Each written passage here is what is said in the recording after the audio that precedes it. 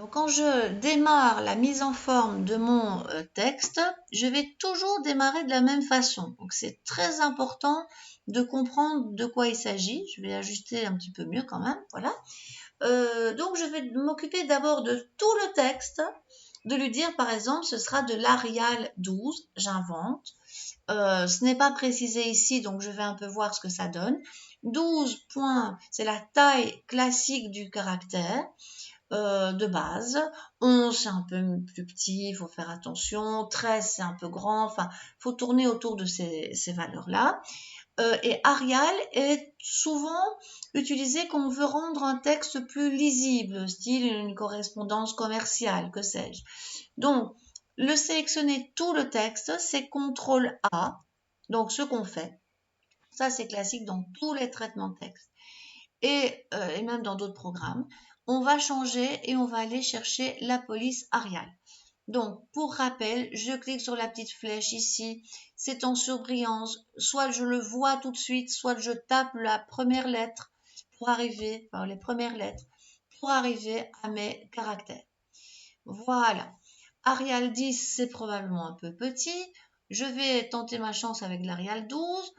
Ben là, je m'aperçois que j'ai été terriblement généreuse en Enter, et c'est l'occasion d'illustrer le fait qu'il ne faut pas trop mettre de Enter, que là, j'en ai mis 10 fois trop, mais c'est l'occasion de voir qu'il suffit de les retirer pour repasser à une page. Donc, soit on en enlève un petit peu comme ça avec Delete ou Backspace, et on revient vite à une page, et puis, du coup, le texte va être beaucoup mieux équilibré. Donc, l'équilibrage des enter, ça peut se faire en cours de route quand on voit que ça tient pas trop la route.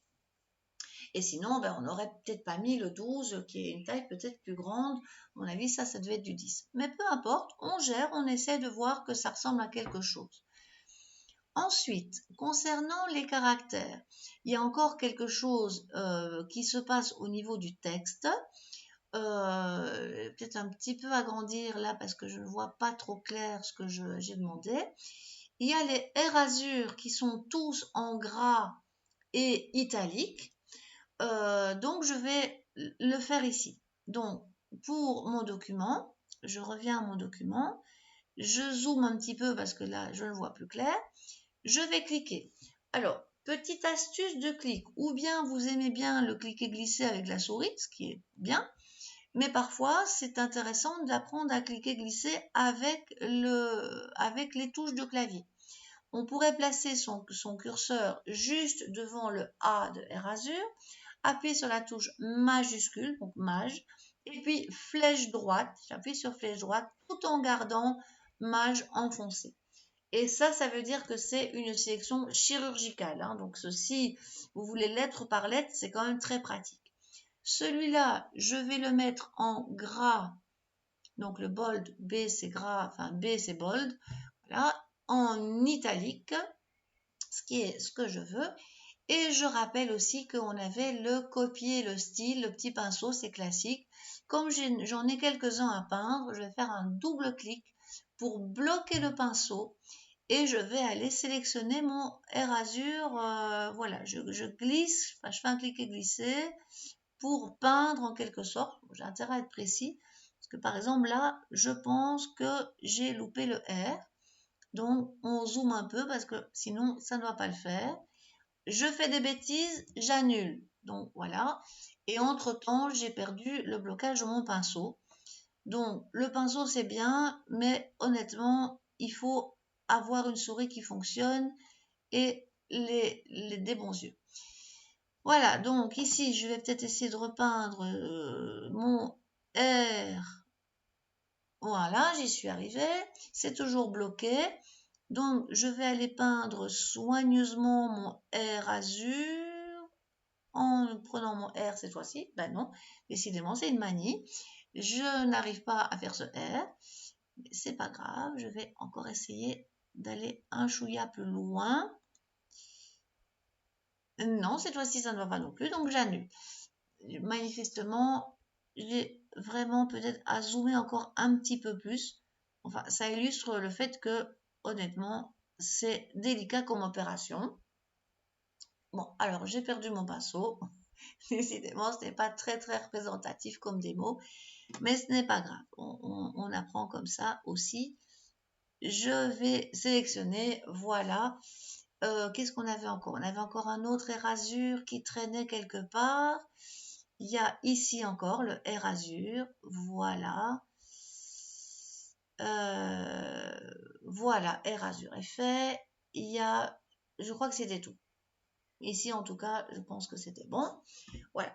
Alors, on va encore illustrer ça avec la revue trimestrielle. Donc, je débloque mon pinceau, sinon tout va se mettre à être en gras italique. Et je m'occupe de la revue trimestrielle. Donc, la revue trimestrielle, je refais ma petite sélection. Moi, j'aime bien les flèches majuscules et flèches droites pour sélectionner. Je vais aller chercher une police de caractère qui ressemble, parce que, bon, ça dépend de votre traitement de texte. Ça n'est pas essentiel du tout. Mais je prends un Bradley, and, gras, éventuellement, et souligné. Donc, comme ça ressemblera déjà un petit peu mieux. Voilà. Et du coup, rebelote, je bloque mon pinceau et je pourrais aller le peindre sur... c'est entre le 5 et 8 mai, hein, voilà. Alors, je vais quand même vérifier si par hasard mon blocage ne fonctionne plus si bien. Je reprends une sélection parce que dès que je clique pas très bien, c'est un bon exercice hein, pour avoir la souris bien en main. Mais sinon, vous le faites plusieurs fois, hein, l'opération. Mais là, je crois que j'y suis arrivée. Je débloque mon pinceau. Il serait peut-être temps que je fasse une petite sauvegarde parce que je me lance, mais j'oublie de faire un CTRL S pour sauver.